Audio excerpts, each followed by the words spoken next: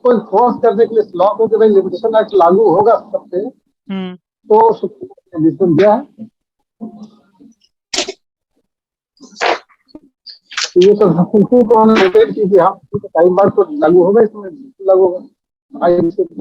नहीं, लेकिन सर आगे ना एक केस आएगा, उसके इफेक्ट हम देखेंगे, फिर कंपेयर करेंगे। उस केस में ये है कि सुप्रीम कोर्ट ये कहता है कि अगर आपके बुक्स में है एंट्री, आपके बुक्स में अगर आप कह रहे हो कि आउटस्टैंडिंग है, तो उसको फिर हम ये मानेंगे कि भी आप कंफर्मेशन मानेंगे, और उसी डेट से फिर हम टाइम लिमिट देखेंगे। आगे एक ऐसा केस आएगा।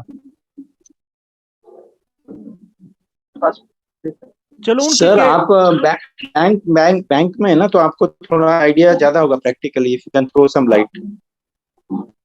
नहीं, मैं जो समझ रहा हूँ कि इसमें जो सुप्रीम कोर्ट ने कहा कि क्योंकि आपका डिफॉल्ट जो है 2011, so what exactly you were doing? You have filed out for CRP in 2018, taking the benefit of this IBC. So it has become time barred. क्योंकि बेसिक प्रिंसिपल है कि कोई भी मतलब लोन को जो है वो आप 3 साल के अंदर ही अगर डिफॉल्ट केसलेस हो चुका है तो आप विदिन 3 ईयर्स के अंदर ही उसको आप फाइल कर सकते हैं, उसको मनी सूट कर सकते हैं। और जैसे मॉर्गेज के मामले में क्या है कि मॉर्गेज को आप इन्फोर्स कर सकते हैं 12 साल तक। तो मतलब इस सरफेसी में 12 साल तक चल सकता है। नहीं, अगर देखिए आपके पास किसी ने पैसा लिया, कोई नहीं सिक्योरिटी हो, तो at least you can file the case. तो डेट के अगेंस्ट में आप कोई भी सूट फाइल करते हैं वो तो एक अलग चीज होगी, वहां पे सिक्योरिटी हो जाना है, मतलब it is maintainable with law. लेकिन अगर आप मॉर्गेज है, आपके पास सिक्योर्ड है एसेट्स और किसी तरह से डिले भी हो गया है, तो मॉर्गेज का जो limitation period that is 12 years, you can enforce your mortgage within 12 years, that will not be time bound up to 12 years for mortgage. तो जो बात सारी थी आईओबी ने क्या किया, वो सरफेसी में क्यों गए, मैं ये कह रहा हूँ कि इनके पास तो कोई सिक्योरिटी दी नहीं होगी। Try to just mortgage will include, sir, mortgage will include hypothecation also, right? नहीं, प्रॉपर्टी का मॉर्गेज, हाइपोथिकेशन मॉर्गेज में क्या है कि आप लीगली आपका वो ट्रांसफर हो गया आपके नाम से, आपका चार्ज क्रिएट हो गया। लेकिन हाइपोथिकेशन में तो किसी के पास सामान है, हाइपोथिकेशन में मूवेबल प्रॉपर्टी रहती है। वो ये तो मॉर्गेज जो होता है वो इमूवेबल प्रॉपर्टी का होता है। Immovable, okay, fine fine. और चार्ज क्रिएट होता है। तो ठीक है, इन्होंने एक इम्पोर्टेंट बात की कि आगे हम लोग देखेंगे कि बुक्स ऑफ अकाउंट्स का क्या मतलब है। हाँ जी, तो उस लेकिन केस यहाँ को पर क्लियर है कि डेट बहुत पुराना था और क्योंकि आईबीसी आया तो उसका फायदा लेने के लिए उन्होंने फाइल कर दिया। लेकिन लीगली तो ये बात सही है, ये वेल एस्टैब्लिश लॉ है कि 3 साल के बाद टाइम बाउंड हो जाता है आपका डेट। अगर आपने इस बीच में नहीं लिया कुछ, जैसे आपने कहा था ना कि वो कंफर्मेशन लिया, अगर बीच में मतलब एक्नॉलेजमेंट ऑफ डेट लिया, तो वो भी हो जाता है कि एक्नॉलेजमेंट ऑफ डेट अगर आपके पास है तो आप 3 साल उसके आगे से हो जाएगा, फिर आगे उस डेट से 3 साल आगे हो जाएगा। यहाँ पे कोई एक्नॉलेजमेंट ऑफ डेट नहीं होगा उनके पास, इसीलिए वो टाइम बाउंड हो गया। Okay sir, thank you sir. So next हमारा केस है जी, ये भी लिमिटेशन से ही रिलेटेड है, Laxmipat Surana versus Union Bank of India. कौन सा नंबर है सर? ये नंबर तो नहीं पता, आप क्या आप किससे देख रहे हैं? लक्ष्मीपत सुराना देख लीजिए आप। मैं नंबर के लिए मुझे वो फाइल ओपन करता हूँ अगर नंबर नहीं, no problem, no problem.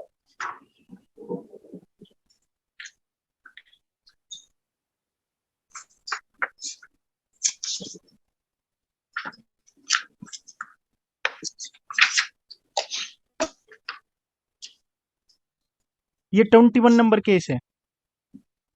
Okay sir, thank you. हाँ जी,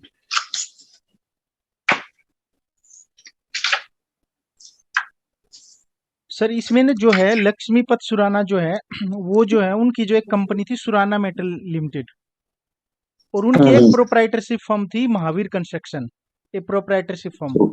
उन्होंने महावीर कंस्ट्रक्शन में 2007-8 में लोन लिया, ठीक है सर, 9.6 करोड़, एंड 2008 में उसी को एक्सटेंड करके 2.45 करोड़ एडिशनल लोन लिया। उस लोन के लिए जो है सुराना मेटल लिमिटेड जो उनकी जो जिसमें वो डायरेक्टर थे, जो जो प्रोप्राइटरशिप थी, जो उसने लोन लिया प्रोप्राइटरशिप ने, उसके लिए जो गारंटर थी that was Surana metal limited. Okay okay. हाँ जी, उसने गारंटी दे रखी थी इस लोन के अगेंस्ट में। राइट। और ये जो एनपीए हो गया 2010 में, 2007 में लोन दिया था, 2010 में बैंक ने इसको एनपीए डिक्लेयर कर दिया। 2010, ओके। हाँ जी।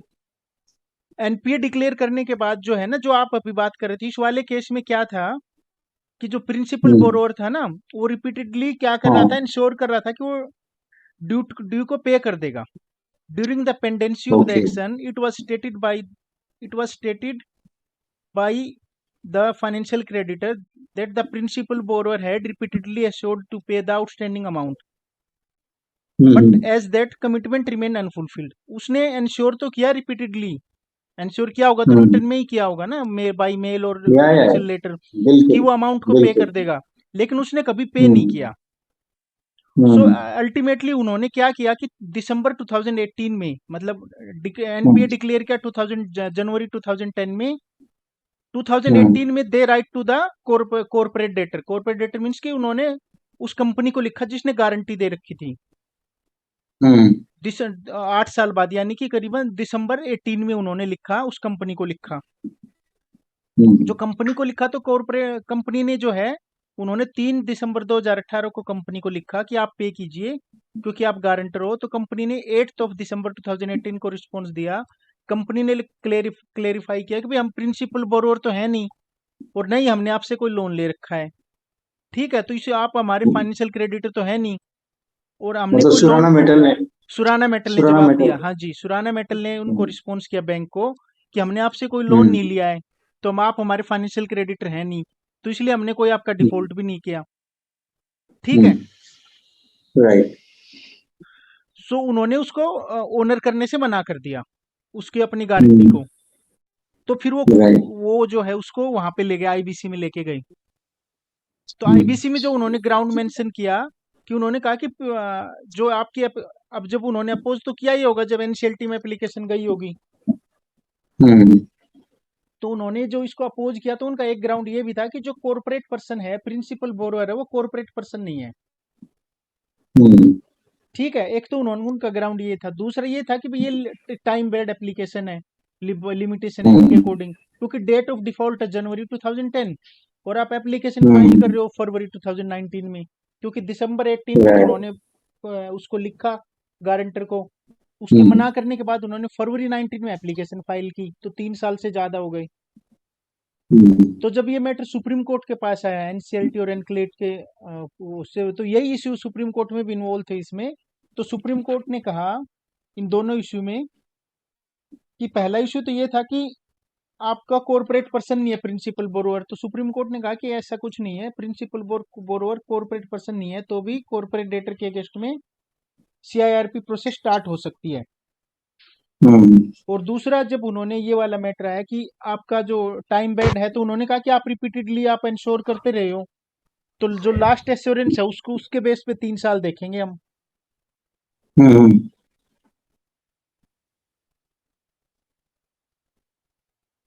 बिल्कुल, उन्होंने एक्नॉलेज किया डेट को। हम्म। जब तक एक्नॉलेज करते रहे डेट को, वो ऑलरेडी उस डेट से फिर ट्रीट होगा 3 साल, हम्म। तो उसमें फंस गई है। हाँ जी।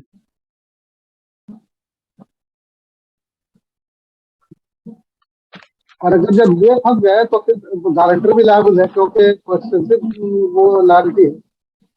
और ये बैंक का प्रेफरेंस है कि अगर वो गारंटर borrower से वसूल नहीं सकता है तो गारंटर से वसूलेगा।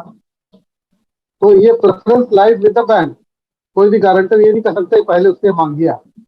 हम्म। तो ये सब कुछ स्टैब्लिश प्रैक्टिसेस है बैंकिंग के। तो इसको लिमिटेशन पीरियड एप्लीकेबल नहीं था सर? हाँ। हाँ हाँ, क्योंकि उसने लास्ट जो है ना। लिमिटेशन पीरियड एप्लीकेबल इसलिए नहीं हुआ क्योंकि बीच में उसने एश्योरेंस दिया राइटिंग में that amount to acknowledgement of debt. और जब आपने एक्नॉलेज डेट किया तो लिमिटेशन पीरियड उस डेट से फिर 3 साल बढ़ गया। तो इन्होंने जो भी बीच बीच में उन्होंने एश्योरेंस दिया, तो they gave assurance in writing, that means कि they were acknowledging the debt. तो जैसे आपने एक्नॉलेज कर लिया डेट को, तो वो रिवाइव हो गया, हाँ, करेक्ट। तो 5 साल के लिए वो माना जाएगा। तो इसलिए कोर्ट ने कहा कि आपने एश्योरेंस दिया है, आपने एक्नॉलेज किया डेट को, इसलिए अगर अगर वो पीरियड 3 साल के अंदर है उसके बाद से, तो there is no harm in filing this application CRP. और गारंटर भी रिफ्यूज ऐसे नहीं करता कि once this is not time barred debt, तो गारंटर भी फिर इन्वॉल्व हो जाता है कि गारंटर को भी देना है, तो वो गारंटर है। और गारंटर की जो लायबिलिटी है वो एक्सटेंसिव है विद द बोरोवर।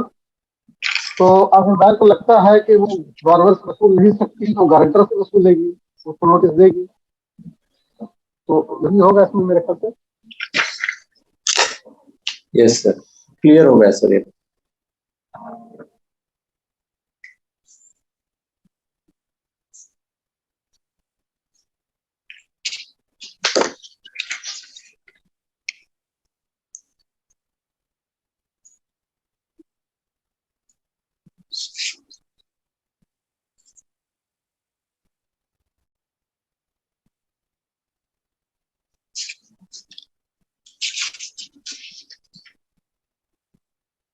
सर ने जो बोला है ना, वो बिल्कुल जो इसमें जो अगर आप देखेंगे जो रेशियो डिक्लाइन इसके फैक्ट में देखेंगे तो ये यही मेंशन है, the liability of the guarantor being coextensive with the principal borrower under section 128 act of the contract act, so it trigger the instant principal borrower commit default in paying the acknowledge debt.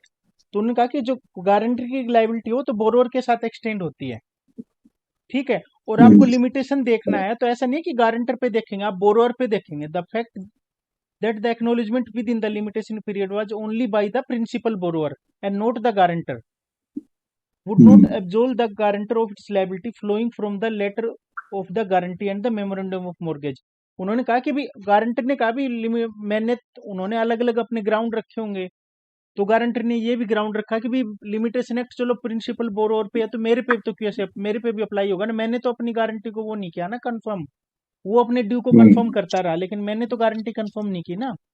तो उन्होंने कहा कि ऐसा कुछ नहीं है, आपकी guarantee, आपकी लायबिलिटी तो को एक्सटेंसिव है और लिमिटेशन एक्ट प्रिंसिपल बोरोवर पे अप्लाई होगा और उसके साथ साथ फिर आप पे भी हो जाएगा क्योंकि आपकी लायबिलिटी तो प्रिंसिपल बोरोवर के साथ ही है। हाँ जी।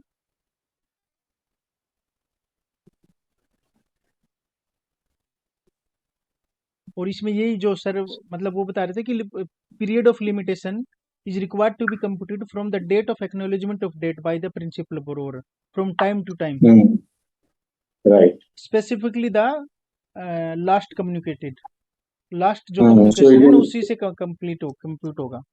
so it is within limitation period, वही फाइनल उनका with in the limitation period, बिल्कुल।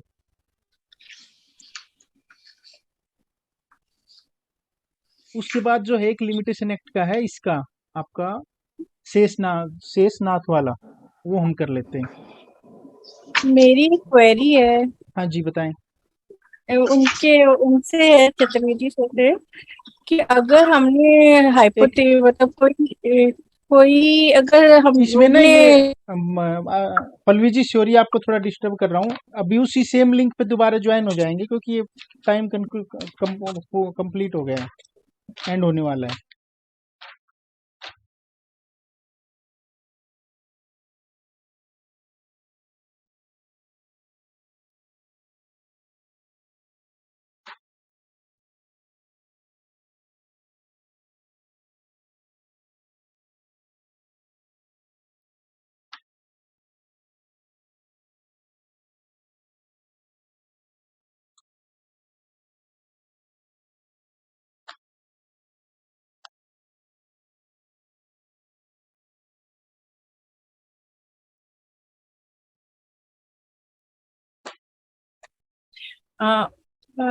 चतुर्वेदी सर, मेरी ये क्वेरी है कि आपने बोला था कि जब हमारी एसेट जो है जब हम लोगों ने सिक्योरिटी पे दी होती है तो 12 साल का पीरियड लगता है, तो क्या 12 साल बाद वो ऑटो लिफ्ट हो जाती है?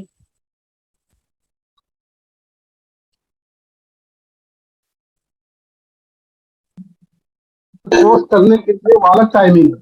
ठीक है, डेट में क्या है कि may be you don't have any security, suppose हमने आपको उधार दिया, आपने 3 साल तक नहीं दिया और आप वसूल नहीं पाए, तो टाइम बाद अगर आपका डिफॉल्ट हो चुका है तो उस डेट से। लेकिन मॉर्गेज में क्या है कि मॉर्गेज में तो एनपीए भी हो गया है, जैसे बैंकों में क्या होता है कि एनपीए हो चुका है, सब कुछ हो चुका है, लेकिन हमारे पास सिक्योरिटी है ऑलरेडी मॉर्गेज के तौर पर, उसकी लाइन ऑफ बिल्डिंग। तो सपेसी में जाते ही इसीलिए लोग हैं कि वो फिर जो है उसको इन्फोर्स, आजकल तो ये हो गया है कि आप खुद भी तो इन्फोर्स कर सकते हैं, लेकिन हेल्प लेना पड़ेगा आपको गवर्नमेंट का, मतलब इसका, अगर वो पीसफुल पोजीशन नहीं देता है तो। लेकिन मॉर्गेज पे ये जो है वो स्पेशली जो है 12 साल तक वो चल सकता है, ओनली इन नहीं केस तो ऑफ मॉर्गेज। अब 12 साल के बाद वो मॉर्गेज ऑटो लिफ्ट हो जाएगा, मतलब लिमिटेशन एक्ट लग जाएगा, हाँ, लिमिटेशन वहां लागू हो जाएगा, यस। तो वो हमारी सिक्योरिटी ऑटो लिफ्ट हो जाएगी।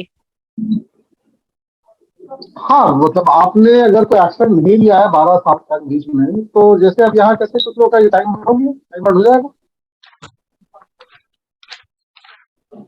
अच्छा। मतलब जब मतलब कानून बना रहा कॉन्ट्रैक्ट एक्ट पे, जो भी इस तरह से कि भाई लिमिटेशन एक्ट में कि भाई आपको इसी पीरियड के बीच में आपको केस फाइल कर देना है, या जो भी लीगल एक्शन ले लेना है। आप ऐसे नहीं कर सकते कि भाई आप 20-25 साल तक सोए हैं और देन आप जाके लीगल मतलब फाइल करें। तो उस वजह से लिमिटेशन एक्ट बहुत शुरू से है, अब उसके अपने प्रावधान हैं।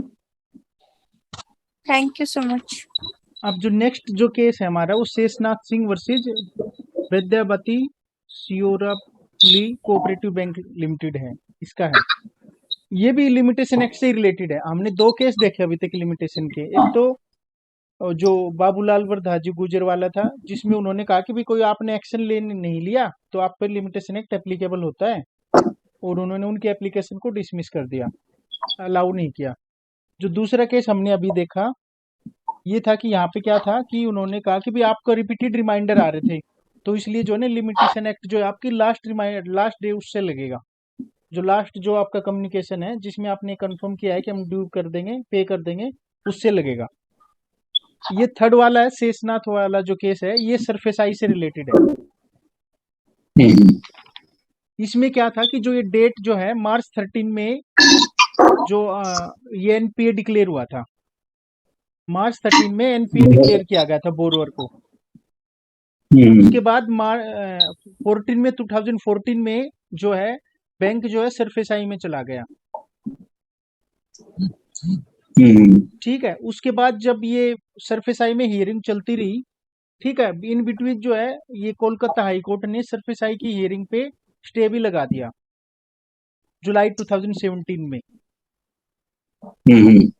उसके बाद जब आईबीसी आया तो जो उन्होंने अगस्त 18 में आईबीसी की एप्लीकेशन फाइल की। On 27th of August 2018, the creditor filed an application under Section 7 of IBC. ठीक है, जो एडमिट हुई एप्लीकेशन वो अप्रैल 2019 में एप्लीकेशन एडमिट हुई। ओके। तो अब आप देखिए जो एनपीए कब डिक्लेयर हुआ था मार्च 13 में, उसने एप्लीकेशन कब फाइल की, अगस्त 18 में। तो यानी कि करीबन 5 साल से भी ज्यादा हो गया, 5.5 ईयर हो गया, 5.5 ईयर। ठीक है ना। राइट। तो ऐसे तो लिमिटेशन एक्ट से बाहर है, लेकिन जब ये मैटर इसमें चैलेंज भी इसी बेस पे हुआ कि आपका जो है इसमें जो है ना आर्ग्यू यही किया गया कि IBC proceeding were time barred as the IBC proceeding were initiated only in August 18, that is more than 5 year from the cause of action. Cause of action means कि जो जब एनपीए डिक्लेयर हुआ, तो इसको चैलेंज करने का ground भी यही था। तो जब ये एनसीएलटी में भी ये चैलेंज एक्सेप्ट नहीं हुआ, एनक्लेट में भी नहीं हुआ, तो ये फिर ये मैटर सुप्रीम कोर्ट के पास आया। तो सुप्रीम कोर्ट के पास आया तो इसमें दो इशू निकल के आए जो सुप्रीम कोर्ट के सामने थे। In the appeal arising from Sheshnath, the supreme court framed the following question for its consideration. जो क्वेश्चन ऑफ फैक्ट जो लॉ जो है वो जो सुप्रीम कोर्ट में जाते हैं, एक तो ये था कि whether delay beyond 3 year in filing application under section 7 of IBC can be condone in absence of an application for condonation of delay. उन्होंने कहा कि अगर डिले है तो अगर सेक्शन 7 में आपने एप्लीकेशन फाइल की which is beyond 5 year delay है, 5 साल के बाद फाइल कर रहे हो आप, तो क्या वो डिले को कंडोन किया जा सकता है? और whether section 14 of the limitation act apply to the application under section 7 of IBC, so the exclusion of time under section 14 is available only after the proceeding before the wrong forum terminate. तो ये section 14 है limitation का, उसका उसमें ये है कि कौन कौन से जो टाइम है लिमिटेशन से एक्सक्लूड किए जाएंगे वो मेंशन है। तो उसमें ये आया कि जो सेक्शन 14 है क्या सेक्शन 7 पे एप्लीकेबल होगा। तो जो कोर्ट का डिसीजन, इसमें कोर्ट का डिसीजन ये था, कोर्ट का पहला डिसीजन तो यही था, in addressing the first question on section 5, the judgment held that there is no statutory requirement that condition of delay is sought by way of formal application. Supreme court ने कहा कि अगर कोई डिले है तो ऐसा कोई जरूरी नहीं है कि उसको एप्लीकेशन के थ्रू ही साउट किया जाए।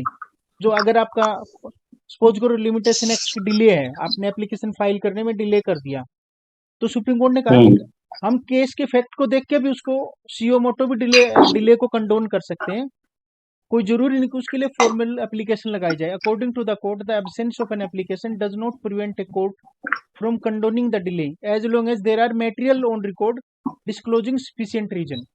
उन्होंने कहा कि अगर सफिशिएंट रीजन है तो विदाउट फॉर्मल एप्लीकेशन हम जो है डिले को कंडोन कर सकते हैं।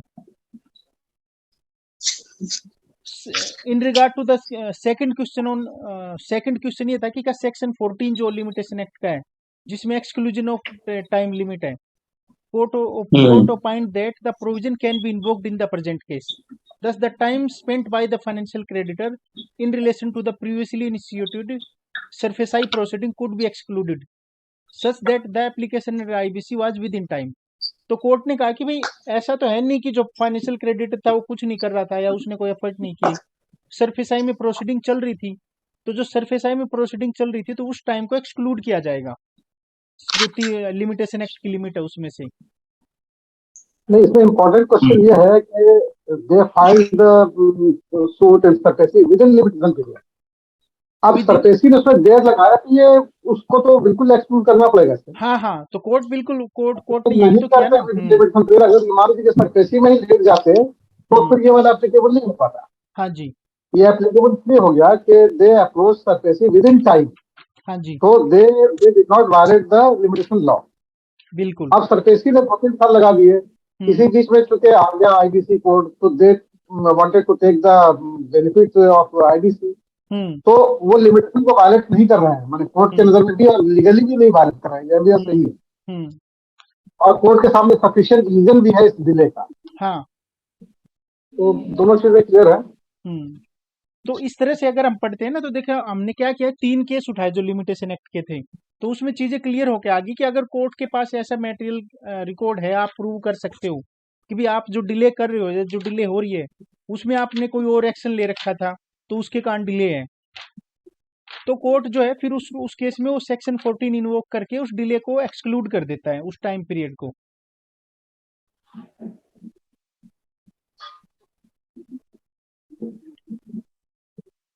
ठीक है सर। हाँ बिल्कुल सही है। अब जो नेक्स्ट केस हम इसमें लेंगे लिमिटेशन से जो रिलेटेड है, वो लेंगे asset reconstruction company versus we shall Jaiswal, जो कि हमने गोकुल जी भी डिस्कस कर रहे थे। ये 4 केस हैं बेसिकली जो कि लिमिटेशन से ही रिलेटेड है। अगर आप इनको जब भी अपनी स्टडी करें तो साथ में ही करेंगे ना, तो आपको चीजें क्लियर हो जाएंगी। सर ये पीडीएफ हमको मिलेगा सर?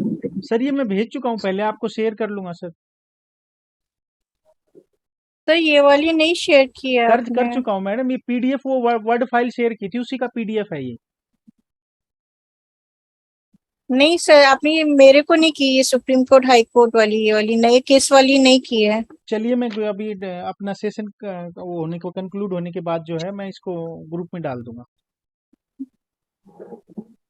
ये जो है ना एसेट रिकंस्ट्रक्शन कंपनी, ये भी लिमिटेशन एक्ट से ही रिलेटेड है। इसमें क्या था कि जो लोन जो है 2009 में दिया गया था, कॉर्पोरेट पावर लिमिटेड करके कोई कॉर्पोरेटर था, थर्मल पावर प्रोजेक्ट था उसका झारखंड में, उसको 2009 में अलग अलग लेंडर्स ने state Bank of including state Bank of India, उन्होंने 2009 में लोन उसका अप्रूव किया। इस लोन को जुलाई 2013 में एनपीए डिक्लेयर किया गया। The account of corporator was declared NPA in July 2013, SBI ने उसको डिक्लेयर किया। उसके बाद जो है जून 15 में सरफेसाई की प्रोसीडिंग स्टार्ट हुई इसकी। जो इसमें मतलब जो कई सारे लेंडर थे, तो उसमें एसबीआई भी एक था, State Bank of Hyderabad, State Bank of Bikaner in Jaipur, ठीक है, और एक इंडियन इंफ्रास्ट्रक्चर फाइनेंस लिमिटेड, कई सारे ज्वाइंट लेंड हो सकता है लोन होगा ये। सो मार्च 2015 में सरफेस आई में प्रोसीडिंग फाइल हुई। दिसंबर 18 में जाके जो है इसकी दिसंबर 2018-20 से the applicant file an application under section 7 of IBC before the NCLT Kolkata. और डिफॉल्ट तो जो इसमें था वो भी काफी बड़े अमाउंट का था, आई थिंक 6,000 करोड़ के आसपास का डिफॉल्ट था। बाबा रे। थर्मल पावर प्लांट है तो इतना तो होगा ही।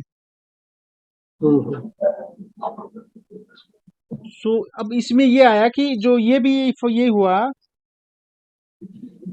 कि इनिशियली जो है इस पे जो क्वेश्चन था वेदर कि इसमें एक्नॉलेजमेंट ऑफ डेट का ही था। अगर आप इसको देखेंगे ना, मैं इसको यहां से स्टडी करता हूँ इसके इफेक्ट को। As the relevant from the indicating that the date of default did not indicate date of default. जो एप्लीकेशन थी पहले तो उसमें डेट ऑफ डिफॉल्ट मेंशन नहीं था। दस was rectified by the appellate on November 8, 2019। सो पहले तो उसको रेक्टिफाई किया गया, उन्होंने जो एप्लीकेशन लगाई उसमें उन्होंने डेट ऑफ डिफॉल्ट मेंशन नहीं किया, तो उसको रेक्टिफाई किया गया by filing a supplementary affidavit before the NCLT specifically mentioning the date of default and annexing copy of balance sheet of the corporate debtor which according to the appellant acknowledge periodically the date that was due। सो उसने क्या किया कि date of default को mention किया affidavit के through, और उसकी supporting में उसने क्या किया कि जो कॉर्पोरेट डेटर था उसकी बैलेंस शीट को लगाया साथ में। एक्चुअल में हो सकता है ये वाला जो है आईयू में भी मेंशन नहीं होगा, इसलिए उसको ये लगाना पड़ा। मतलब उसने इंफॉर्मेशन यूटिलिटी में अपना रजिस्ट्रेशन नहीं करवाया हुआ था, बैंकों ने नहीं कराया होगा, उसको मेंशन वो वहाँ पे अपडेट नहीं किया होगा। सो इसलिए उन्होंने क्या किया कि कॉर्पोरेट डेटर जो है उसकी बैलेंस शीट को वो लगाया, which according to the appellant acknowledge periodically the debt was due. So on February 19 February 2020 the section 7 application was admitted by NCLT. The NCLT observed that the balance sheet of the corporate debtor wherein it acknowledged its liability were signed before the expiry of 3 years from the date of default। तो उन्होंने कहा कि जो balance sheet sign की गई थी वो sir sorry, ये वही चल रहा है ना सर, शेषनाथ का, बिकॉज मैं डिस्कनेक्ट हो गया था बीच में। नहीं सर, शेषनाथ वाला तो हम कर चुके हैं। ये जो आप asset reconstruction company versus Bisal Jaiswal जो है वो वाला चल रहा है, जिसको आपने आप ही तो कह रहे थे ना कि date of default balance sheet से ले सकते हैं, ये वही वाला केस है। Okay okay. हाँ जी, इसको मैं आपको थोड़ा ब्रीफ कर देता हूँ। आपने अभी ज्वाइन किया है क्या? हाँ, मैं बीच में डिस्कनेक्ट हो गया था, वो कुछ प्रॉब्लम आ गया था। हाँ, तो मैं आपको एक बार थोड़ा ब्रीफ कर देता हूँ। कॉर्पोरेट पावर लिमिटेड करके कोई कंपनी थी जिसका झारखंड में थर्मल पावर प्लांट था। उसने 2009 में लोन लिया। कई सारे मल्टीपल बैंकर थे जिन्होंने लोन दिया। उसमें एसबीआई और एसबीआई की ग्रुप कंपनीज थी, और एक और कंपनी थी आईआईएफएल करके थे शायद ये। तो उन्होंने लोन दिया और 2009 में लोन दिया, 2013 में लोन एनपीए डिक्लेयर हो गया। ठीक है, जून 2015 में सरफेस आई की प्रोसीडिंग स्टार्ट हो गई। उसके बाद दिसंबर 18 में आईबीसी की एप्लीकेशन फाइल हुई। तो जो आईबीसी की एप्लीकेशन फाइल हुई उसमें उन्होंने डेट ऑफ डिफॉल्ट मेंशन नहीं की, किस डेट को डिफॉल्ट हुआ। जब वो एप्लीकेशन हियरिंग पे आई तो कोर्ट ने कहा कि आप इसमें डेट ऑफ डिफॉल्ट तो मेंशन ही नहीं है। तो उन्होंने क्या किया कि एफिडेविट फाइल किया और उसमें मेंशन किया कि ये डेट ऑफ डिफॉल्ट है। और उसके साथ में उन्होंने उसकी सपोर्टिंग के लिए कॉर्पोरेट डेटर की बैलेंस शीट लगाई, जिसमें कि उसने एक्नॉलेज किया था कि जो डेट जो है ये मेरे को देना है बैंकों को। वो कॉर्पोरेट डेटर की बैलेंस शीट उसने लगाई वहां पे। ठीक है, सो जब ये एप्लीकेशन हियरिंग पे आई तो एनसीएलटी ने ऑब्जर्व किया कि जो कॉर्पोरेट डेटर की बैलेंस शीट है वो डेट ऑफ डिफॉल्ट से विद इन 3 ईयर की है। तो उन्होंने एक्चुअल में यही रेज किया, जो क्वेश्चन यहाँ पे भी यही आया कि ये लिमिटेशन एक्ट एप्लीकेबल होता है इस पे, और डिफॉल्ट तो है आपका 2013 का, और अब आप एप्लीकेशन फाइल करो 2018 में।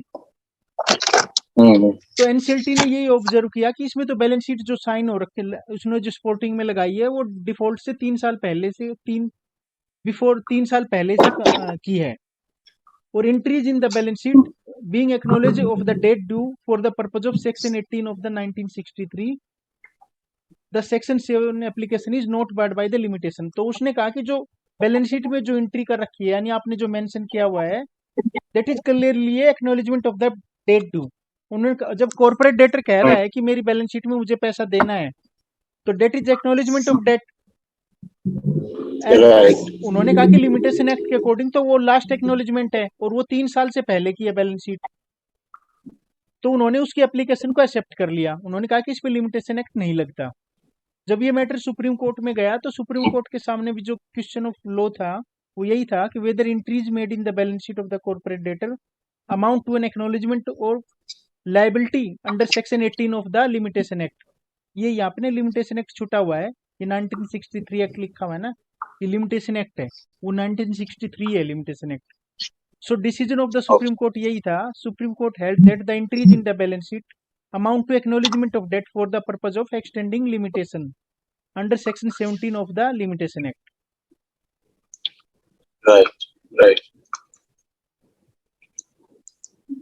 अनवरल जी, इस पे आपका कुछ व्यू है, क्योंकि ये आपका उससे रिलेटेड है। नहीं नहीं ठीक है। तो देख, हाँ जी, बैलेंस शीट में क्या है कि उन्होंने ऑलरेडी लायबिलिटी साइड में अपना दिखाया हुआ था, है ना, हाँ और रेगुलरली वो उसको दिखा रहे थे। हाँ जी, तो कोर्ट ने उसको बोला कि सेक्शन 18 का जो है उसको ये अप्लाई होता है इसमें, हाँ वो एक्नॉलेजमेंट होगी इस तरह से, क्योंकि वो बैलेंस शीट को बैंक में जमा भी करते हैं, समझ रहे हैं, दे हाँ आर जी, required to submit every year. Hmm अब जब आप जिसको दे रहे हैं उसके सामने ये भी एक्सेप्ट कर रहे हैं कि this is your liability, hmm that means field directly. Hmm तो सुप्रीम कोर्ट ने उसी को माना। हम्म वो सब उसी की कड़ी है एग्जैक्टली, मतलब उसी लाइन पे सारी चीजें हैं, हाँ जी, ये कंसिस्टेंसी है हम लोगों हम्म। की। तो इसमें हमने लिमिटेशन के 4 लो हैं सर, जो हमारे सिलेबस में है। एक बाबूलाल वरदारजी गुज्जर वाला है, एक लक्ष्मीपत सुराना है, एक शेषनाथ वाला है, और एक ये हमारा asset reconstruction company versus we shall Jaiswal. Right. Asset reconstruction.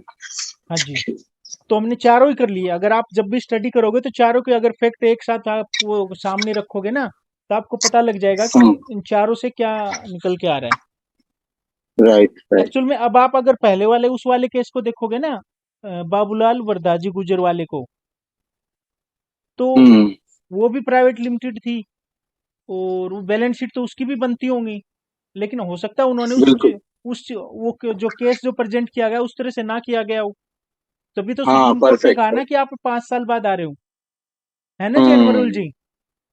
बिल्कुल। उस वाले केस में नहीं वो भी तो खैर उनका स्टैंड लीगली गलत था, चुके हैं। देखिए बैंक ने तो already with in limitation period SARFAESI में जा चुके थे। नहीं उसमें नहीं सर, ऐसा है, मैं बताता हूँ। उसमें 2 बैंक थे, कॉरपोरेशन बैंक और Indian Overseas bank. Corporation bank ने अपना डेट जो है एआरसी को असाइन कर दिया, जेएम फाइनेंशियल को, और जो आईओबी है वो लिमिटेशन उसमें चला गया सरफेसी में। जो एप्लीकेशन सेक्शन 7 की फाइल की थी, वो फाइल की थी उसने, एसेट रिकंस्ट्रक्शन कंपनी ने, आईओबी ने नहीं की। अगर मैं आपको दिखाऊं उसके फैक्ट जो है, तो सेक्शन 7 की एप्लीकेशन जो है जेएम उसने जो थी ना, जेएम एसेट रिकंस्ट्रक्शन कंपनी, उसने फाइल की थी। इसमें जो है ना, अगर आप ये देखोगे, कॉरपोरेशन बैंक और इंडियन ओवरसीज बैंक 2 थे।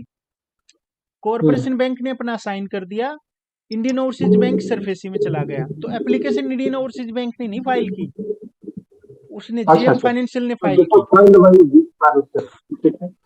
तो इस वाले केस को अगर उससे कंपेयर करें अपना इससे asset reconstruction company versus we shall Jaiswal, तो इसमें डिफरेंस यही है कि इस वाले केस में हो सकता है किसी ने, जब ये मैटर सुप्रीम कोर्ट के सामने आया, तो उसने बैलेंस शीट की अपनी उसको प्रेजेंट नहीं किया सुप्रीम कोर्ट में। ऐसा भी तो हो सकता है। आपने जो अभी कहा कि in fact IOB did not go to NCLT, asset reconstruction company गई है हाँ ना। जी, हाँ जी, तो एसेट रिकंस्ट्रक्शन कंपनी क्या है कि वो तो उनको तो कोई भी बैंक अपना एनपीए बेचता है उनको, है ना। हाँ जी, तो जब उनको बेचता है तो फिर वो उनको उनका केस तो दूसरा था अभी का, because in that case they were genuinely मतलब विद इन लिमिटेशन लॉ। लेकिन जीएम फाइनेंशियल वाला का क्या हो गया सॉरी एसेट कंस्ट्रक्शन कंपनी का, इसमें सुप्रीम कोर्ट ने क्या देखा, इसमें जरूर कुछ कमेंट दिया होगा उन्होंने।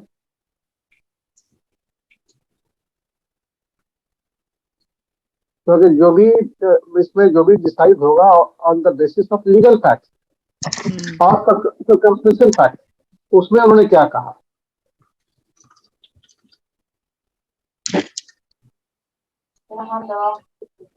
मैं समझ नहीं पाया सर, आप क्या कह रहे हैं? नहीं देखिए, एप्लीकेशन में मतलब डिफॉल्ट तो जो हुआ है, तो डिफॉल्ट डिफॉल्ट तो डेट का ही डिफॉल्ट हो गया, ठीक है। अब उसमें फिनेंशियल मतलब कई तरह के थे, फिनेंशियल ही बोलिए, मैंने एक आईओबी और वो दूसरा बैंक था, तो वो तो अपना सरफेसी में उन्होंने फाइल कर दिया 2015 में ही, 2013 में डिक्लेयर हुआ एनपीओ और 2015 में वो सरफेसी में चले गए। सरफेसी टुक मोर देन 3 ईयर, और फिर उनका कोर्ट ने बिल्कुल करेक्ट कहा कि भाई उनका क्योंकि सरफेसी में डिले किया है, तो वो तो विद इन लिमिटेशन पीरियड ही उसको एक्सक्लूड करके चलना होगा, और हमारे पास सफिशिएंट एविडेंस को कंडोन करने के लिए एविडेंस है। लेकिन आपने अभी नया क्वेश्चन जो खड़ा किया कि जो एसेट कंस्ट्रक्शन कंपनी है, ये वो भी एक पार्टी था, और आप बोल रहे हैं कि फाइल नहीं किया था। एसेट कंपनी ने एप्लीकेशन क्या बोलते हैं 67 में 67 के अंदर किया उसने। हाँ। अच्छा, तो अब ये इसमें एक पॉइंट हो सकता है कि क्योंकि कोई भी आदमी कोई भी डेटर जो है उसमें से कोई भी एक फाइल कर सकता है, केस जा सकता है आईबीसी में, ये जरूरी नहीं कि सब लोग ज्वाइंटली ही जाए। नहीं, मेरा क्वेश्चन ये नहीं है, मेरा क्वेश्चन ये है कि उनका किस बेस पे सुप्रीम कोर्ट ने ये कह दिया कि भाई ये इस पे लिमिटेशन एप्लीकेबल होता है।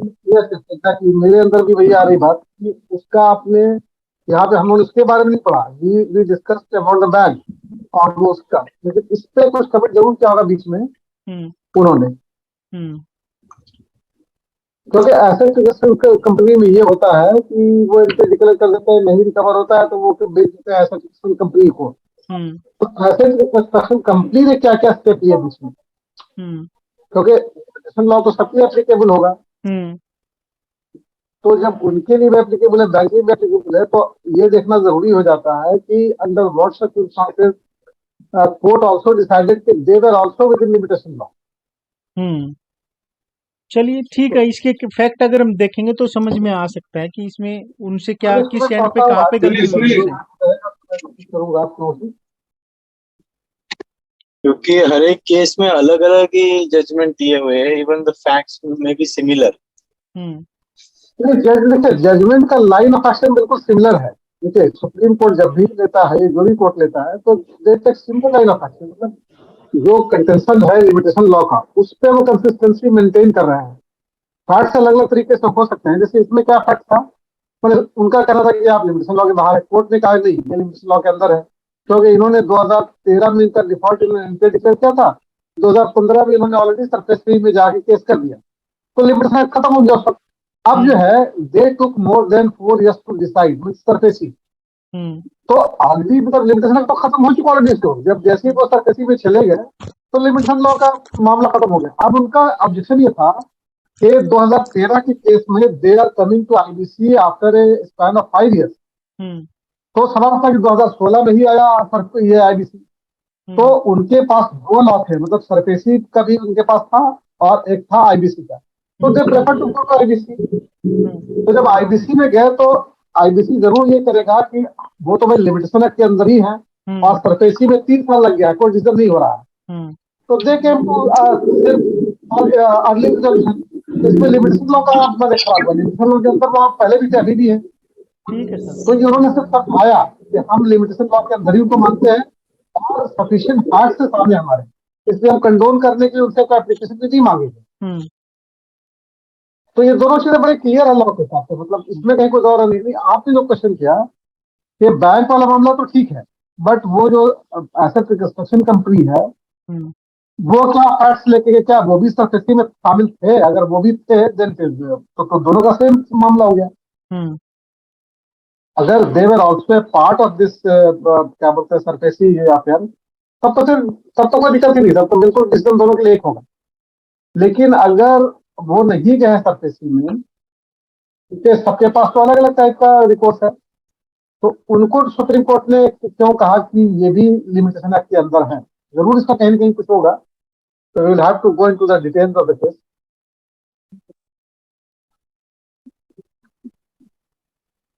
ठीक है सर, अब हम नेक्स्ट केस डिस्कस करते हैं अपना। ओके।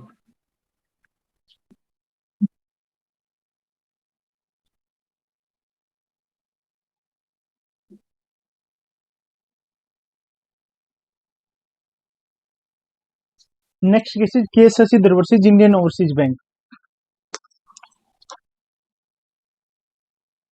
इसमें इसके फैक्ट ना बड़े सिंपल हैं। एक्चुअल में ये क्या हुआ था कि जो ये जो 66% की लिमिट है ना, अच्छा अच्छा, वो वाला है। हाँ जी, ये जो है उससे पहले 75% थी, और उससे पहले इनिशियली 90% थी, उसको 90% से कम करके 75 किया गया, और 75 से कम करके फिर 66 किया गया। तो जब ये 75% थी, तो इस वाले केस में जो केस शशिधर वर्सेज जो इंडियन ओवरसीज बैंक वाले केस में, तो रिजोल्यूशन प्लान प्रेजेंट किया गया, और जो रिजोल्यूशन प्लान प्रेजेंट किया गया वो रिजेक्ट हो गया। वो रिजेक्ट क्यों गया? क्योंकि उसको 66.9% वोट मिले।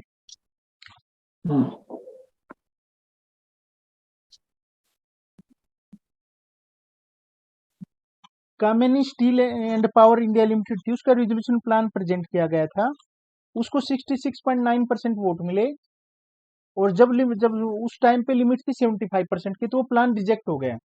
उसके कुछ टाइम बाद ही वो लिमिट चेंज होकर 66% हो गई। करेक्ट।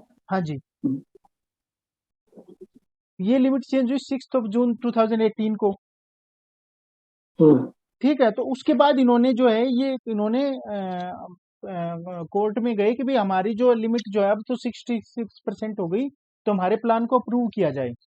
तो जब ये मैटर एनसीएलटी और एनक्लेट से होते सुप्रीम कोर्ट में आया, तो सुप्रीम कोर्ट ने उसको क्लियर कर दिया कि जो चेंज ऑफ लिमिट है, जो 66% की परसेंटेज है, ये कोई रेट्रोस्पेक्टिव इफेक्ट से नहीं है, ये प्रोस्पेक्टिव इफेक्ट से है।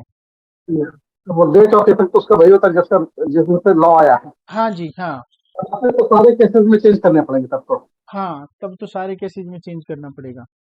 और जो साथ में जो उसमें जो लिखा हुआ है कि नोट लेस देन 66% लिखा हुआ है, यानी जो लेजिस्लेचर है या जो पार्लियामेंट है, उसने लिखा कि नोट जो वर्डिंग है ना, that is note less than 75% या नोट लेस देन 66%।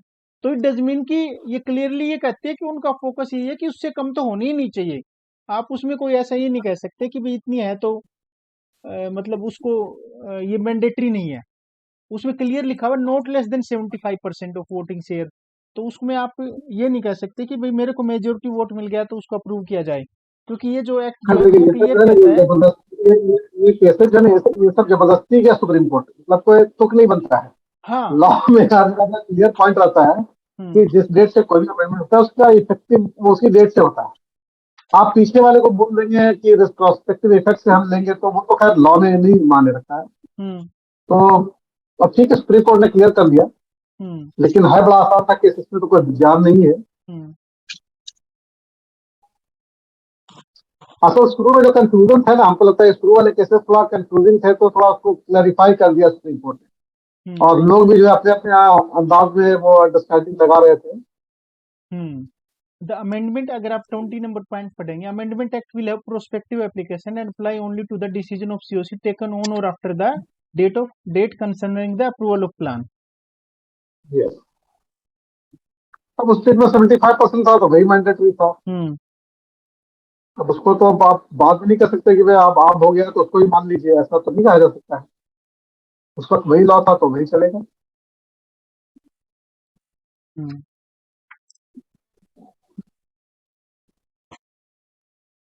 चलिए, ये सब केसेस थोड़े आसान से हैं, हाँ जी, जो आप ये देखते वाले हैं ना। केस में आसान से हैं। हाँ, बहुत आसान है।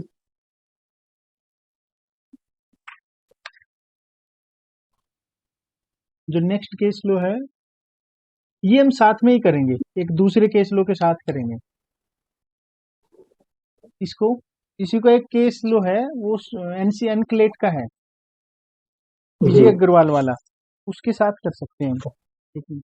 अगर कहो तो अभी कर लेंगे, नहीं तो इसको बाद में कर लेंगे। कर लीजिए, अगर आसान लग रहा है तो कर ही लीजिए। हाँ, है तो आसानी, उसके साथ करना कर पड़ेगा। लीजिए। नहीं तो अभी आपका टाइम नहीं हुआ उसमें, वो अभी हाँ, फॉर्म नहीं जाएगा। क्या नाम है सर? विजय अग्रवाल करके है, देख कर बता रहा हाँ, विजय करो। हूँ जी।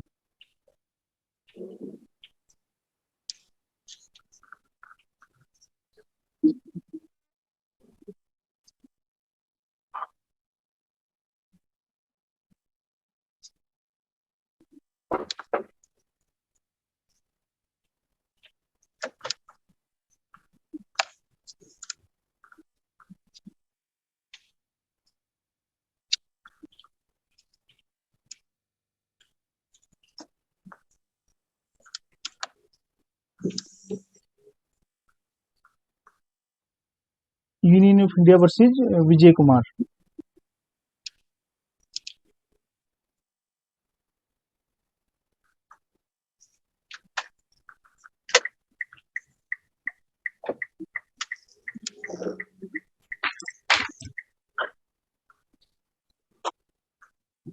देखिए, एक्चुअल में ना एक 2019 में सुप्रीम कोर्ट का डिसीजन आया था।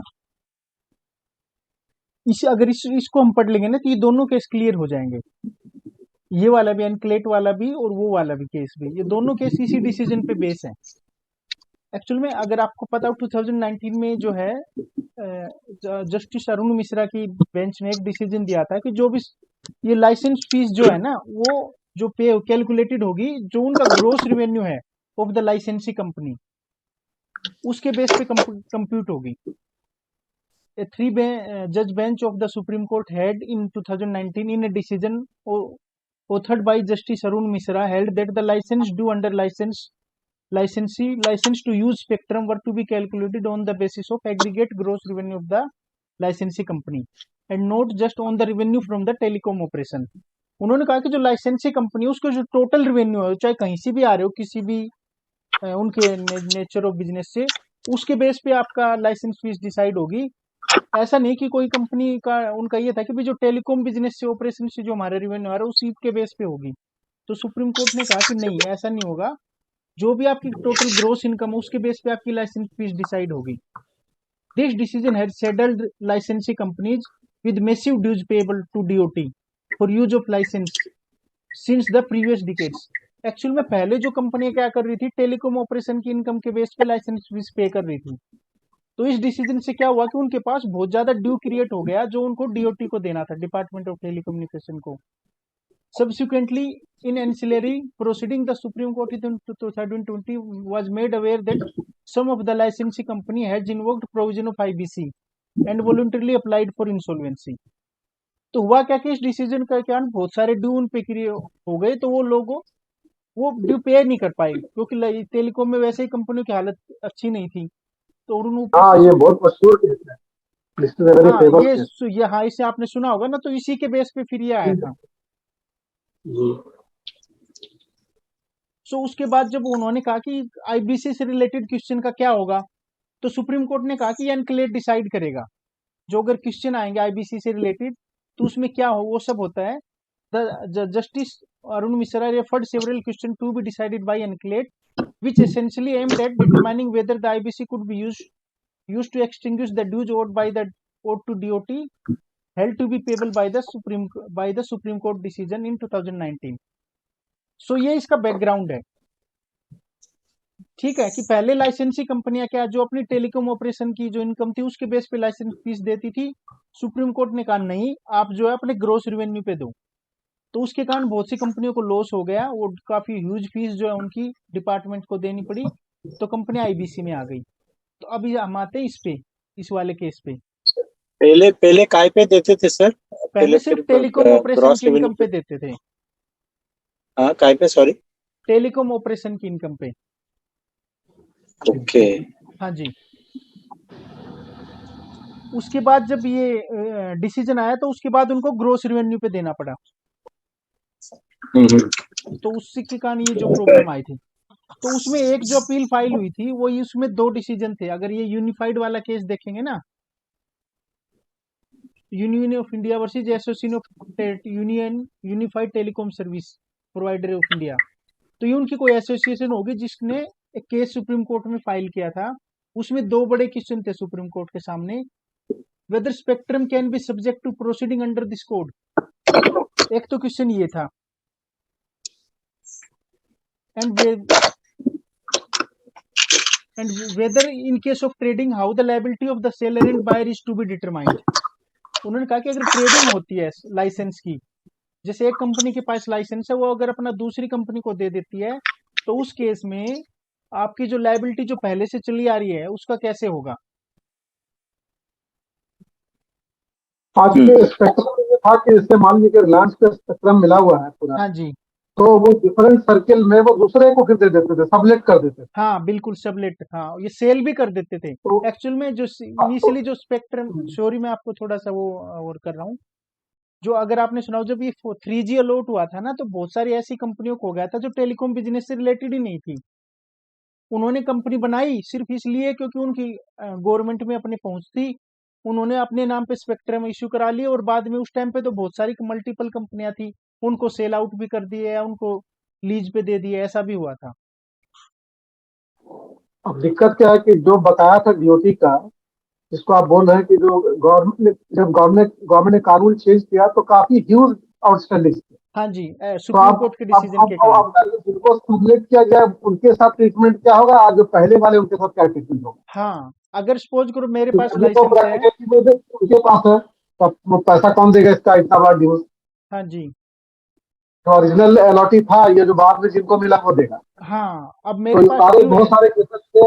हाँ, यस एग्जैक्टली। हाँ तो, और दूसरा जो स्पेक्ट्रम है उसको क्या आईबीसी में लेके जा सकते हो, मतलब क्या स्पेक्ट्रम का जो प्रॉपर्टी है वो किसकी है, वो कंपनी की प्रॉपर्टी है या गवर्नमेंट की प्रॉपर्टी या पब्लिक की प्रॉपर्टी है। जो स्पेक्ट्रम है वो किसकी प्रॉपर्टी है भाई। आप ऐसे इसमें आईबीसी में आएगा तो और भी क्वेश्चन ऑफ अथॉरिटी भी तो आएगा ना, तो सर इसमें ये गवर्नमेंट का कई सारे प्रॉपर्टी है, क्वेश्चन थे। हाँ जी। सर गवर्नमेंट का प्रॉपर्टी है। हम्म। और ऑलरेडी एयरसेल केस में डिसाइड हुआ ना सर। हाँ, इस केस में भी यही हुआ, जो whether spectrum can be subject to proceeding under IBC, तो इसमें ये कहा गया था सुप्रीम कोर्ट ने। ये वाला एक्चुअल में ना, ये मीटिंग अभी राइट, एंड हो इट इज जाएगी तो इट उसके इज बाद द मैं, property of the central government. मैं जस्ट ये कहना चाह रहा सर था it sir. Is the property of the central government. Yes sir, ये जो इसमें जो डिसीजन है ना, supreme court held while examining the question noted that spectrum is a natural resource and under section 4 of the Indian Telegraph Act the government has the sovereign right. Yes sir, एक तो ये हो गया, यहाँ पे decision हो गया। Actual में ये वाला अभी ना मीटिंग एंड हो जाएगी तो मैं एक नया लिंक शेयर कर दूंगा तुरंत आपके साथ, जूम का। सो उसके बाद जो दूसरा क्वेश्चन था कि in case of trading how the liability of the seller and buyer is determined. तो इसमें सुप्रीम कोर्ट ने कहा था कि अगर ट्रेडिंग होती है तो उस केस में क्या होगा। The actual product changes hands. हाँ जी, said that the trading guidelines part of spectrum of the telecom company facing insolvency the other telecom companies using original license। उस ट्रेडिंग में क्या होगा कि जिसके पास है वो ना यूज करके कोई दूसरी कंपनी यूज करेगी, तो इन केसों पे part of spectrum is under sale. तो उन्होंने कहा कि अगर पार्ट ऑफ स्पेक्ट्रम है तो liability of the buyer will with respect to past due of the seller shall not arise. तो सुप्रीम कोर्ट ने डिसीजन दिया कि अगर आपने पार्ट सेल किया है लाइसेंस का, तो उस केस में तो ओरिजिनल है उसी को पे करना पड़ेगा, ओरिजिनल एलओटी को ही। And in case of entire spectrum is under sale then the past due of the seller has the liability of the buyer.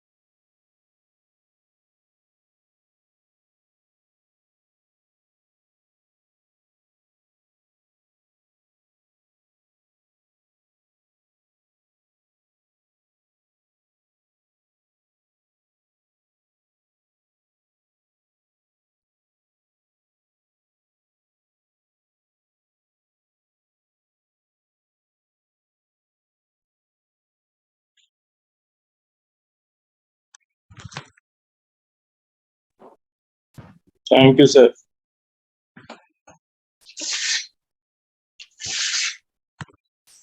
Gokul ji, हाँ जी, हाँ जी। बस मुझे 2 मिनट अलाउ कीजिए एक बार, आप तब तक। हाँ हाँ, आराम आराम से आराम से।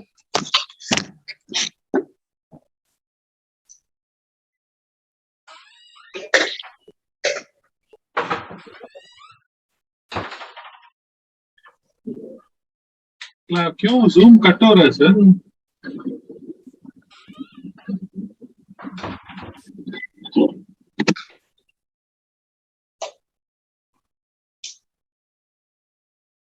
हाँ बस कर जा रहा है ये पता नहीं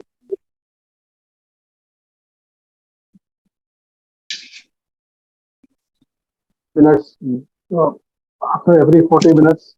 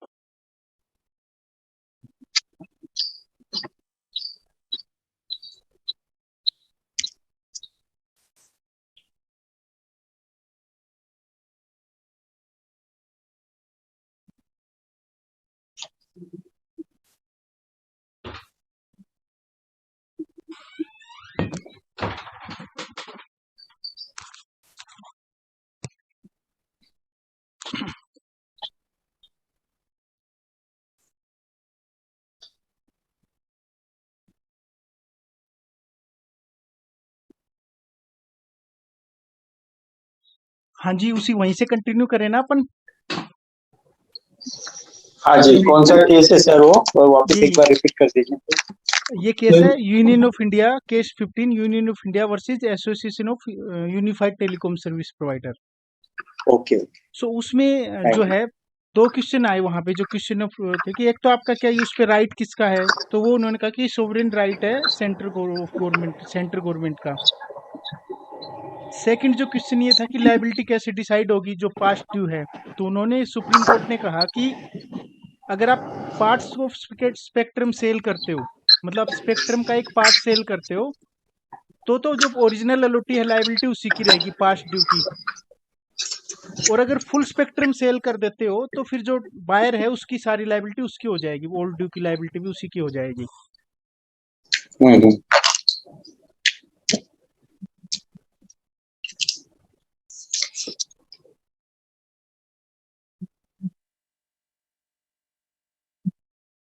इसके बाद हम वो दूसरे वाला केस भी साथ के साथ में रेफर कर लेते हैं, विजय कुमार वाला। इसमें काफी झमेले हुए थे इसमें है ना वो फिर पे करने का लंबा चौड़ा प्लान बना 8 साल 10% 20% वो कैसे पे करेंगे ये बहुत well known case of time का हाँ जी, क्योंकि ये APR वाला केस है मैं ना So, sir, sorry, spectrum cell में if it is part, then what has to be done, and if it is full? देखिए अगर पार्ट है, सपोज करो मेरे पास 2 गीगाहर्ट्ज का स्पेक्ट्रम है ना, तो मैंने 0.5 ही ट्रेडिंग के लिए दिया, सेल किया, मतलब 0.5 सेल किया। अभी 1.5 मेरे पास है, तो मेरी जो सुप्रीम कोर्ट के डिसीजन के कारण जो मेरी लायबिलिटी राइज वो मेरी ही है, फिर मेरे बायर का कोई रोल नहीं है उसमें, बायर को नहीं पे करना। ओके हाँ जी, ओके, सुप्रीम अब मैंने कोर्ट अपना पूरा का वर्डिक्ट पूरा स्पेक्ट्रम सेल कर दिया, तो जो मैं सुप्रीम कोर्ट के डिसीजन के कारण मेरी जो लायबिलिटी क्रिएट हुई थी वो भी सारी की सारी बायर की हो जाएगी फिर। हाँ, ओके हाँ जी, ओके, थैंक यू सर।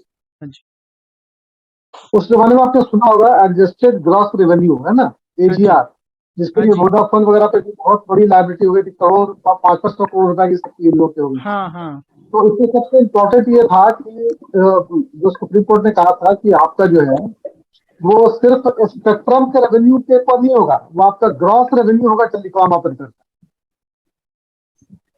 अब चूंकि सरकार बिजली पे स्पेक्ट्रम बेचती है, अब उस स्पेक्ट्रम को फिर दूसरे को बेच दिया जाता था, तो ये जो हुआ कि लायबिलिटी किसकी क्या होगी, तो एक तो पहला डिसीजन तो ये हुआ कि AGR was not only on revenue, but spectrum का रेवेन्यू नहीं।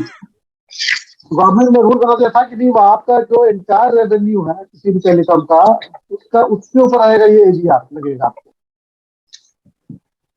तो उसमें दो बातें आई भाई कि अभी किसकी लायबिलिटी होगी, क्योंकि हमको दिया गया, मैं लाइसेंस था, हमने बेच दिया दूसरे को। अब वो बोलना भाई मैं कैसे दे दूं, मैं तो इनसे बात नहीं लिया हूँ। तो फिर उसका तय हुआ कि ये लायबिलिटी, पहले तो लायबिलिटी किसकी है उसको तय की जाए, किस किस की तरफ से लायबिलिटी बनेगी, किस कंडीशन में किसकी लायबिलिटी बनेगी और कितनी बनेगी। दूसरी बात ये हो गया कि इसमें और भी इसमें दिया गया, बाद में बहुत बड़ा फैसला हुआ कि इसको पे करने की बहुत लंबा टाइम दिया गया, मतलब एवरी ईयर 10%, 20% इस तरह करके 5-10 साल में पेमेंट करेंगे, क्योंकि अमाउंट इतना बड़ा था कि इट वॉज डिफिकल्ट टू पे in one go for any one. तो ये सब इस केस में डिसाइड हुए थे। उस जमाने में चूंकि वो स्पेक्ट्रम में चल रहा, तो बहुत बहुत बड़ा ये झगड़ा हुआ था काम। नहीं, मगर ये ग्रॉस रेवेन्यू जो है और जो टेलीकॉम ऑपरेटर से रेवेन्यू, उसमें कोई ज्यादा फर्क क्यों होगा? सर हो जाएगा ना, क्योंकि कंपनी आपसे बहुत चीजें चार्ज करती है ना। ग्रोस देखिए, अगर मुझे नहीं पता एक्चुअल में क्या है, बट अगर हम उसको थोड़ा डिफ्रेंशिएट करना चाहें, एक तो कंपनी आपसे कहती है भी आप कॉल करते हैं उसका पैसा चार्ज करती है, उसके बाद आपने अपनी कॉलर ट्यून लगवा ली उसका भी चार्ज करती है, उसके बाद आप जैसे इस तरह की कई सारी चीजें होती है। तो पहले तो जो टेलीकॉम हाँ। कंपनी हो सकता है वो पे करती होंगी कॉल वाले, जो आपने कॉल की उसका उस पर उसी पर लाइसेंस फीस। अब सुप्रीम कोर्ट ने नहीं कह नहीं, दिया जिस भी तरह की इनकम होगी इसमें आपकी। बड़ा आसान सा देखिए, इसमें क्या कहा गवर्नमेंट का जो अप्रोच दूसरा था, डीओटी ने कहा कि आपके स्पेक्ट्रम से जो रेवेन्यू जनरेट हुआ दैट इज नॉट एजीआर। उसका कहना था कि एक टेलीकॉम ऑपरेटर का जितना भी रेवेन्यू जनरेट होता है दैट कम्स अंडर एजीआर। अब ये तो लॉ हालांकि गलत है, ये मेरे हिसाब से भी गलत था, लेकिन चूंकि अब government of India, department of telecommunication ने बना दिया तो बना दिया। अब उसके पीछे जो भी लॉजिक रहा होगा, तो उनका कहना था कि आपके जितने भी ग्रॉस रेवेन्यू है in what ever form you obtain that, वो सब पे होगा एजीआर, जिसको बोलते हैं एडजस्टेड ग्रॉस रेवेन्यू। तो ये एजीआर उसके हमारे बड़ा फेमस हुआ था। तो उन लोगों का कहना नहीं, आप तो हमको सिर्फ आपने जो आपने हमको स्पेक्ट्रम भेजा उसके रेवेन्यू की बढ़ाई, तो डीओटी में साफ कर देगी नहीं, वैसा नहीं होगा। मैं आपके इंटायर, आप उस स्पेक्ट्रम के यूज करके बहुत तरीके से पैसा कमा रहे हैं, इवन कि आप उसको बेच करके पैसा कमा रहे हैं लाइसेंस। तो entire revenue that you generate will come under this AGR, and that is created an ability of hundreds and thousands of crores. तो उसी में तो देखा, फिर बहुत से लोग इसमें भाई बोले भाई मैंने तो अभी ये तो ओरिजिनल थे, मैंने बाद में लिया, तो वाई शुड आई डू, मैं तो इनसे कर लिया हूँ, अब मेरा तो 1 साल का मामला है, इनके पास पहले से था। तब फिर ये जो बताया इन्होंने कि वो रूल तय हुए कि किस कंडीशन में किसकी लायबिलिटी होगी। फिर उसके बाद फिर हुआ कि इतना तो दे ही पाना बड़ा मुश्किल काम है, तो गवर्नमेंट ने इसको वसूलने के लिए फिर वही रूल बनाया कि आपको 10% पर ईयर देना है, और ये 10 साल में जाके आप इसको दे सकते हो। तो ये फाइनल डिसीजन इस तरह का कुछ था। ठीक है सर। अब इसी में आगे तो फिर उसमें उन्होंने शुरू में कहा कि चूंकि ये था कि भाई ये तो फिजिकल फॉर्म में तो स्पेक्ट्रम है नहीं, spectrum is a kind of intangible asset. तो उन्होंने टेलीग्राफ एक्ट के तहत कहा कि ये जो है वो जो है ये जो है प्रॉपर्टी है सेंट्रल गवर्नमेंट की। मतलब ये ऐसा नहीं कि आप किसी को कुछ उठा के दे रहे हैं, मतलब हम चीज हमारा ही है, हमारे पास रहेगा, हम इसका सिर्फ आपको राइट्स बेच रहे हैं। तो मैंने कुछ इसमें लॉ के पॉइंट सब मैंने सोच रहा सेक्टर किसका हो गया, हमको आपने एक बार दे दिया तो मेरा हो गया, ऐसा नहीं। मतलब इंडियन टेलीग्राफ एक्ट के तहत जो है ये ओरिजिनल प्रॉपर्टी सेंट्रल गवर्नमेंट की रहेगी, और आप सिर्फ उसका राइट्स बेचेंगे, लाइसेंस देंगे आपको। तो ये सारी चीजें मतलब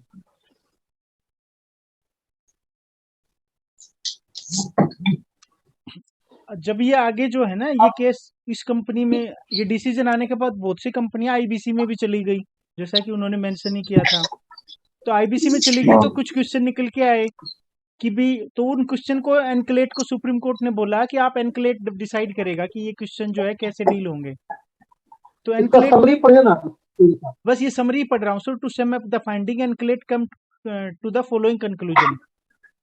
relationship between the DOT and the corporate debtor is of contractual nature का रिलेशनशिप होगा। मतलब डीओटी के और कॉर्पोरेट डेटर मीन्स कंपनी के बीच में। द स्पेक्ट्रम इज ये एन इंटेंजिबल। कंसेप्ट। हाँ जी। हाँ ठीक है, please. Spectrum is an intangible licence of the corporate debtor, ये उसकी इंटेंजिबल एसेट होगी spectrum. Spectrum being an intangible asset of the licensee, corporate debtor can be subjected to insolvency liquidation proceeding. तो इस कारण से जो, क्योंकि वो इसकी इंटेंजिबल एसेट है, तो वो उस पे आईबीसी एक्ट एप्लीकेबल होगा, वो आईबीसी में जा सकता है, subject to the IBC proceeding.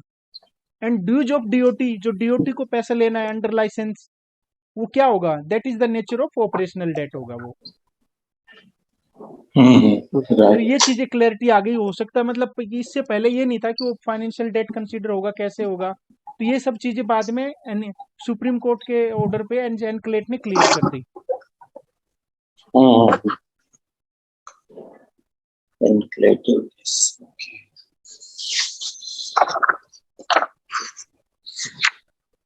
ठीक है सर।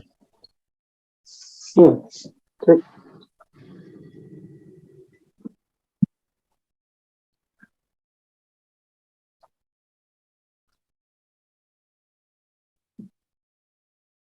उसके बाद जो है हमारा केस है वो है के किशन वर्सेज विजय निर्माण। हम ये 2 केस कर लेते हैं, फिर अपन आज कंक्लूड कर देंगे। एसबीआई मेट्रेंस हाँ जी। वाला और के किशन वाला, ये 2 केस कंक्लूड। Right sir. अच्छा, के किशन वाला करिए सर अभी। हाँ जी।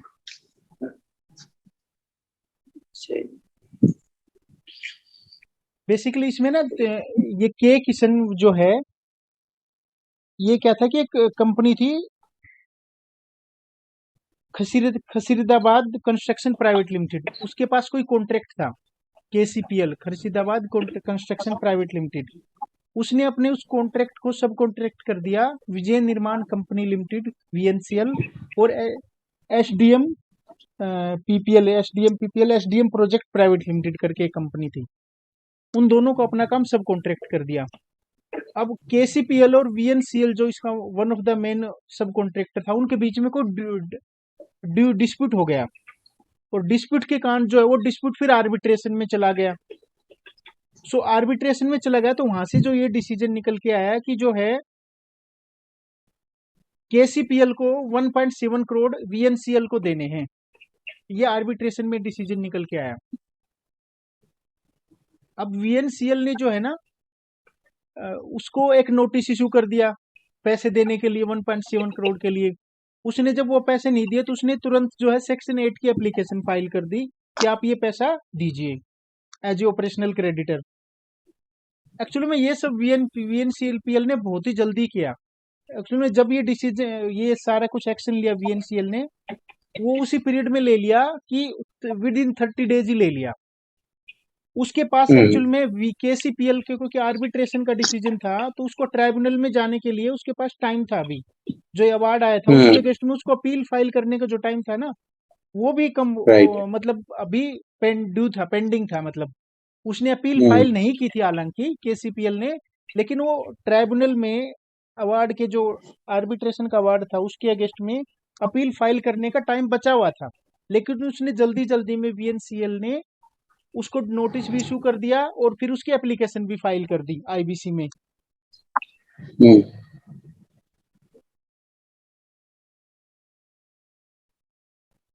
तो जब एनसीएलटी में ये एप्लीकेशन फाइल हुई तो एनसीएलटी ने उस एप्लीकेशन को एडमिट कर लिया। उन्होंने कहा कि जो आर्बिट्रेशन में अभी जो जाने का टाइम है, जो पेंडिंग है, क्योंकि वो गए तो है नहीं, तो वो इररिलेवेंट है। According to the NCLT, the fact that a Section 34 petition was pending was irrelevant for the reason that the claim stood admitted and there was no stay of award. For these reason, therefore the Section 9 application was admitted. तो उन्होंने application को admit कर लिया। बाद में ये application NCLT एनक्लेट से होते हुए जब सुप्रीम कोर्ट के पास आई, तो सुप्रीम कोर्ट ने जब इस सभी फैक्ट को देखा, तो सुप्रीम कोर्ट ने कहा, following the judgment, it became clear that the operational creditor cannot use the insolvency court either prematurely or for the extraneous consideration or as a substitute for the debt enforcement procedure. Supreme court ने कहा कि अभी तो जो है time आपका complete हुआ ही नहीं है। इससे पहले अगर हम इसको देखें 6 नंबर पॉइंट को, the filing of A section 34 petition against an arbitral award shows that a pre-existing dispute which culminate at the first stage of the proceeding in a award। उन्होंने कहा कि आपका पहले से डिस्प्यूट एग्जिस्ट करता है और वो अभी पहली स्टेज पे ही है, continues even after the award at least till the final adjudicatory process under section 34 and 37 taken place. और ये डिस्प्यूट अभी कंक्लूड नहीं हुआ है जब तक कि आपकी जो आर्बिट्रेशन प्रोसीडिंग जो अपील है वो वहां पे कंक्लूड नहीं हो जाती। तो सुप्रीम कोर्ट ने कहा कि आपने अभी वेट ही नहीं किया कि वो बंदा अपील फाइल करेगा नहीं करेगा, आपने पहली एप्लीकेशन फाइल कर दी। सो ये प्रीमेच्योर एप्लीकेशन है, टाइम से पहले की एप्लीकेशन है। और ऐसा लग रहा है कि आप जो आईबीसी कोड को you are using the IBC code as a substitute for debt enforcement, या पैसे लेने के लिए इसको यूज कर रहे हो।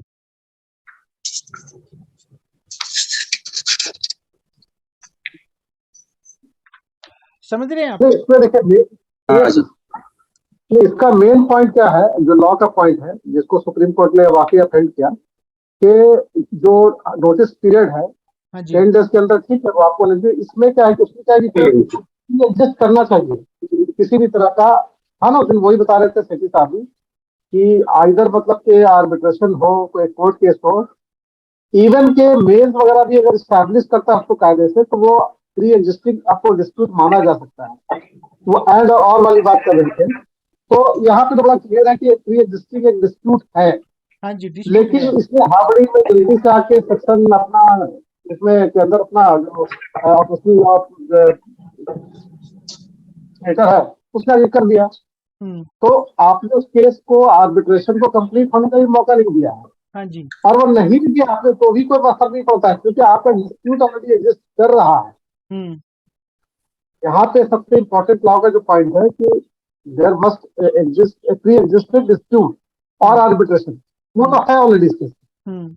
उसका कोई अवार्ड नहीं आया, मतलब समझना ऐसा। एक लेवल पे अवार्ड आ गया था, फर्स्ट लेवल पे, सेकंड लेवल पे अपील में जाने के लिए टाइम था अभी, तो उसने उसी पीरियड में उसको लगा कि ये अपील में जाएगा तो हो सकता है आगे इशू हो जाए, तो उसने उसी पीरियड में अपील फाइल कर एप्लीकेशन लगा दी।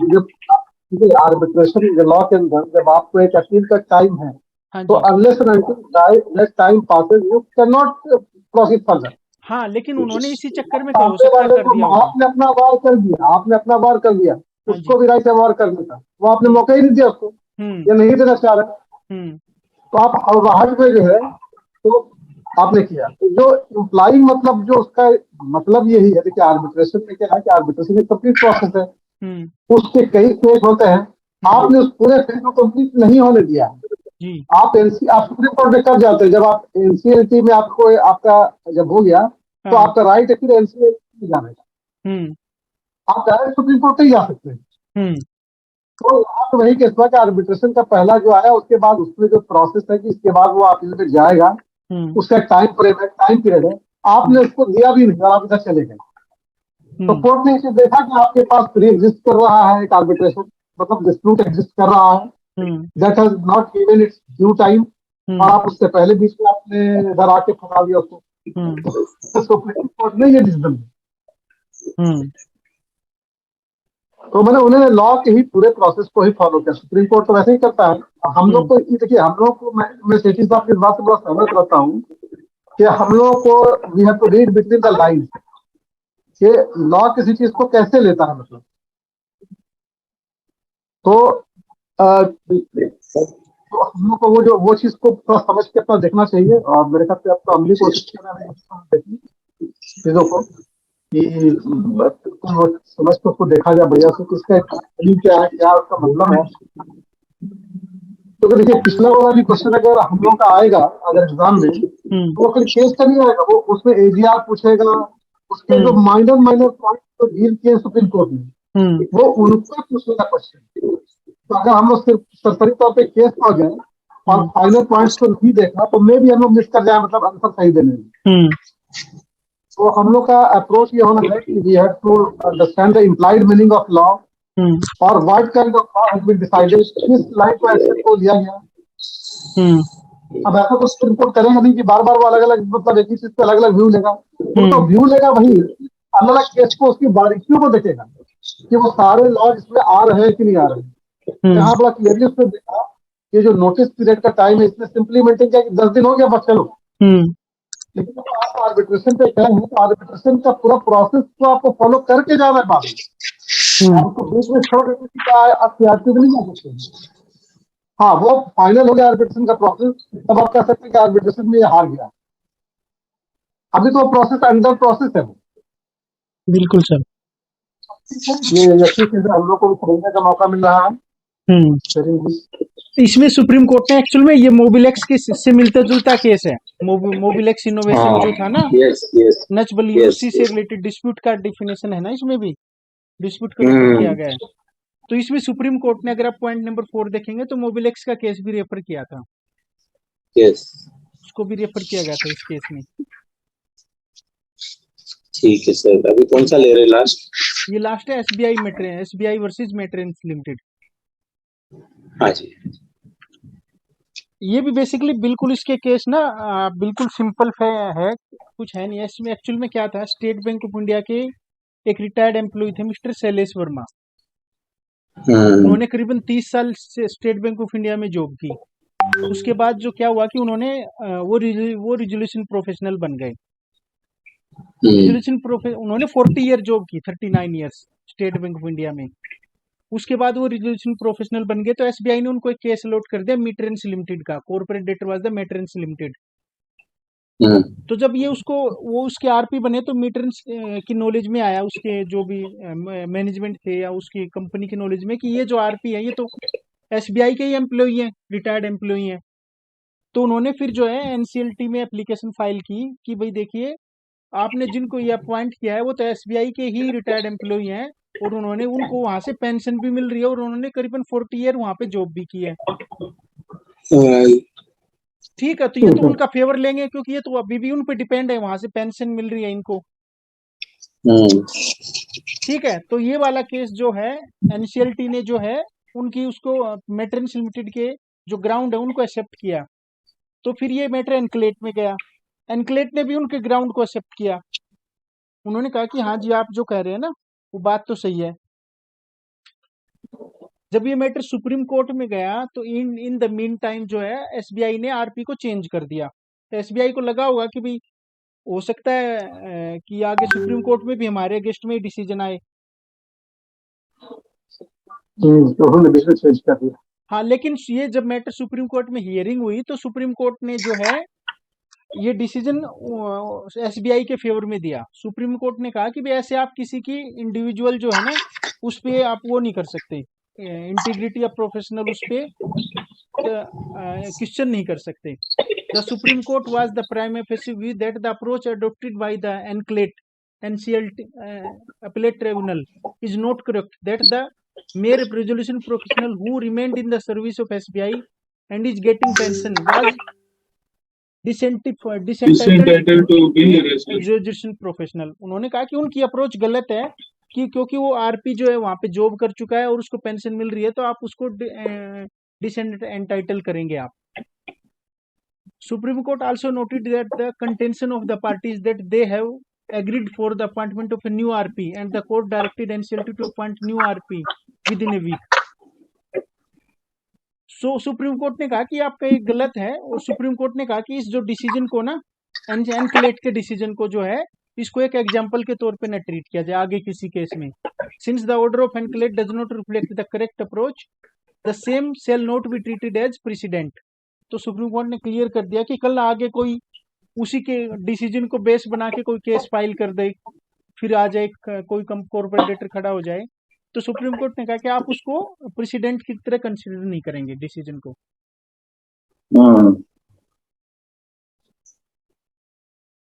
सुप्रीम कोर्ट ने इसमें यही ऑब्जर्व किया कि that the change of RP shall not reflect adversely upon the integrity of the concern resolution professional who has been replaced.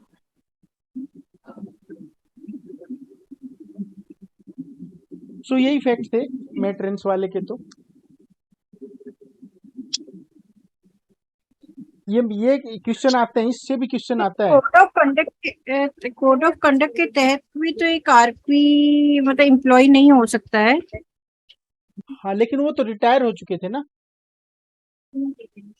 अच्छा। यस सर, रिटायर हो चुके थे, रिटायर बराबर। हो चुके थे, लेकिन अच्छा पेंशन मिल रही थी। उन्होंने यही तो मेंशन किया ना कि अभी भी वो उस पर डिपेंड है, क्योंकि वहां से पेंशन आ रही है। तो सुप्रीम कोर्ट ने कहा सर, इसमें क्या क्वेश्चन आया था, sorry to interrupt.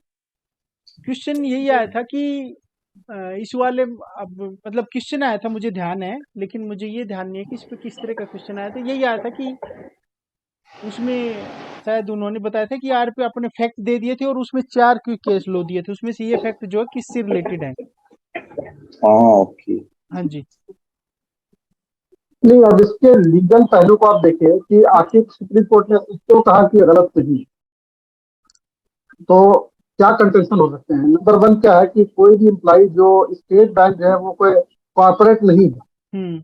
Number one क्या है कि ये गवर्नमेंट की वैकेंसी निकलती है, they complete the exam and then they join the bank.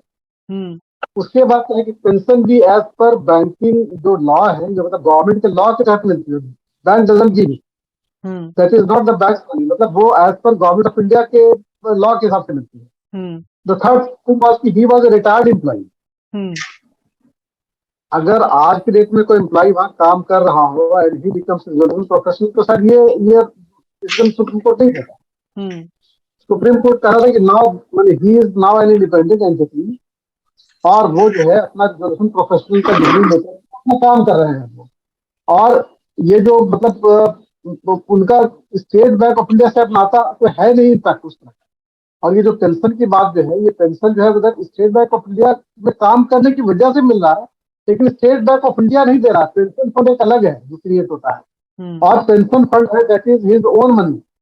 Bank hmm. नहीं देता पेंशन। एक बात आप समझ लीजिए कि पेंशन वगैरह जो भी मिलती है किसी एम्प्लॉय को, हम्म। तो उसमें शुरू में ही उसका फंड डेबिट होता है, हम्म। वो फिर एक्यूमुलेट होता है, हम्म। गवर्नमेंट उसमें अपनी तरफ से कुछ कंट्रीब्यूट करती है, and hmm. That becomes a pension fund. उसका मैनेजमेंट भी अलग होता है। Bank hmm. Doesn't manage this pension fund. Hmm. Pension fund का और पीएफ की अथॉरिटी अलग होती है, उसके हम्म। लिए ट्रस्टी होते हैं। हम्म। तो मतलब डायरेक्टली आप बैंक से उनका रिलेशन नहीं बना सकते हैं, मतलब उससे हम्म। ये वो मैंने कॉन्फ्लिक्ट ऑफ इंटरेस्ट होगा, या वो मतलब उनको फेवर करेंगे, हम्म। क्योंकि वो आज के डेट में वो इस अलग एंटिटी है। हम्म। तो जो मतलब कि आप कह रहे हैं कि स्टेट बैंक देगा उसको पैसे दे रहा है, वो नहीं, वो तो रिटायर्ड हो गया, तो उससे स्टेट बैंक से उनका कोई जुड़ाव नहीं है। नंबर 2 कि उनको जो पेंशन मिल रहा है that is not being paid by the state bank. State bank में काम करने की वजह से पेंशन मिल रहा है। हम्म। जैसे कि हम लोग को सोशल सिक्योरिटी अदर कंट्रीज में मिलती है कि आपने कहीं पर 20 साल काम कर लिया, जैसे जर्मनी हो, फ्रांस हो या इटली हो, तो आपको सोशल सिक्योरिटी के तौर पर एक पेंशन मिलती है। हम्म। आप तो ये नहीं कह सकते कि वो गवर्नमेंट का आदमी हो गया। हम्म। By dint of your service for a large number of years, you are given that kind of facility. हम्म। तो इम्प्लॉयड मीनिंग ये हुआ। तो सुप्रीम कोर्ट ने इसी तरह से इसको कंसीडर किया होगा कि इसमें कोई कॉन्फ्लिक्ट ऑफ इंटरेस्ट नहीं आ रहा है, वो उसका डायरेक्ट एम्प्लॉय नहीं है, और bank is not favouring him in any manner. Hmm. वो कुछ नहीं भी करता तो भी उसको पेंशन मिलता। हम्म। वो अच्छा इम्प्लॉय रहता था या खराब इम्प्लॉय रहता, वो तो उसके सर्विस कंडीशन की वजह से मिल रहा है। हम्म। तो मैंने हम लोग, मैं बोल रहा हूँ कि हम लोग इस तरह से सोच सकते हैं, या हम लोग को सोचना चाहिए कि हम लोग लॉजिक क्या दे सकते हैं। हम्म। क्योंकि बहुत जगह लॉ है ना भाई कि आप रिलेटेड पार्टी नहीं होने चाहिए, आप इनके डायरेक्टली उनका काम नहीं कर रहे हैं, उनके एम्प्लॉय नहीं हो। हम्म। तो इस किसी भी क्राइटेरिया में वो पास के एम्प्लॉय नहीं उतर रहा है, इसलिए हम्म। उसको सुप्रीम कोर्ट ने कहा नहीं, आप उसको इस तरह से नहीं देख सकते, आपका अप्रोच गलत है। हम्म। और ये भी कहा गया कि आपने जो उसको हटा दिया दैट वाज रॉन्ग, हटा दिया ठीक है, but hmm. This should not become a president. President, हाँ। आप उसको चेंज करके बाद में कह दें कि नहीं भाई कोई भी एम्प्लॉय इस करके हटा दिया गया था, तो दूसरा एम्प्लॉय को आप नहीं ले सकते हैं रिटायर्ड एम्प्लॉय। हम्म। तो वो भी क्लियर कर दिया सुप्रीम कोर्ट ने, नहीं बाद में भी आप ले सकते हैं। हम्म। तो this is the whole thing of this case. Hmm. चलिए ठीक है सर, कल फिर सुप्रीम कोर्ट तो वो हो जाएगा हमारा क्लोज, कल कर देंगे हाँ जी, हाँ जी। और कोशिश करेंगे थैंक यू आगे जी। कितना कर सकते हैं। ठीक है जी, गुड नाइट जी। Good night, okay, good night, okay. Thanks.